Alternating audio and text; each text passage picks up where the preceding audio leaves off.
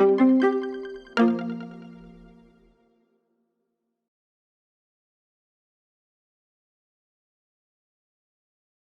this procedure, you will learn how to perform a microhematocrit test accurately. Before you begin, wash your hands or use hand sanitizer. Put on the fluid impermeable lab coat, protective eyewear, and disposable gloves. Assemble the materials needed. If the capillary tubes are self-sealing, fill 2 tubes by inserting the end opposite the sealed end into the well-mixed EDTA blood sample. Hold the capillary tube and the EDTA tube almost parallel to the table so that the capillary tubes fill easily by capillary action.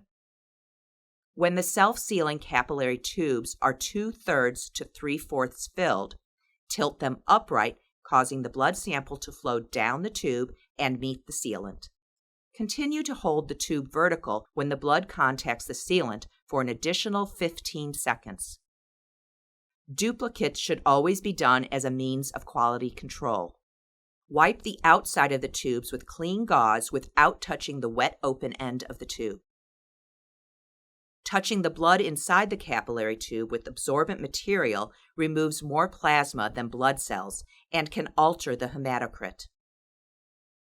Place the tubes opposite each other in the centrifuge with the sealed ends securely against the gasket. If you are running more than one patient's sample at the same time, note the numbers on the centrifuge slots and record the numbers on the log sheet along with the patient's name. Secure the locking top, fasten the lid down, and lock it. If the locking top is not firmly in place during the spinning cycle, the tubes will come out of their slots and break. Set the timer and adjust the speed as needed. The prescribed time is 3 to 5 minutes at 11,000 to 12,000 RPM. Check the manufacturer's instructions for time and speed. Allow the centrifuge to come to a complete stop. Unlock the outer locking top and then remove the inner lid. Read the results immediately. If this is not possible, store the tubes in an upright position. Tubes left in the centrifuge will show altered results because the red blood cell layer will spread out horizontally.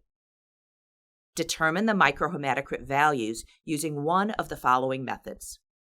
If you're using a centrifuge with a built-in reader using calibrated capillary tubes, position the tubes as directed by the manufacturer's instructions.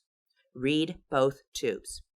If you're using a centrifuge without a built-in reader, carefully remove the tubes from the centrifuge. Place a tube on the microhematocrit reader chart. Align the plug RBC junction with the 0 line on the reader. Align the plasma meniscus with the 100% line. The value is read at the junction of the red cell layer and the buffy coat. The buffy coat is not included in the reading. Two results. Read both the tubes. Two values should For not either vary method, by more report than 2%. the average of the 2 results. The 2 values should not vary by more than 2%. Dispose of the capillary tubes in a biohazard sharps container. Disinfect the work area and properly dispose of all biohazardous materials. Remove your gloves and dispose of them appropriately. Remove your personal protective equipment. Wash your hands or use hand sanitizer. Record the results in the hematocrit patient log and document the results in the patient's medical record.